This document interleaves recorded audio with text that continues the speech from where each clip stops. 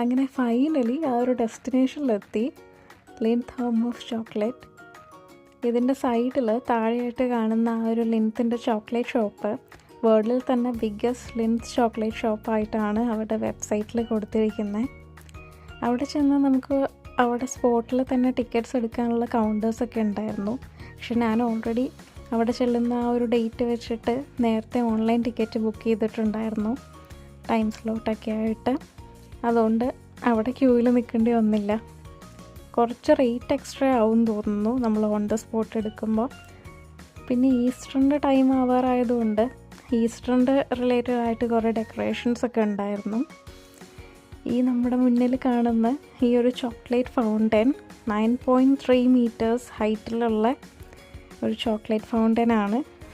അതിൻ്റെ മുമ്പിൽ നിന്ന് ഞാൻ കുറച്ച് ഫോട്ടോസൊക്കെ എടുത്തിട്ടുണ്ടായിരുന്നു.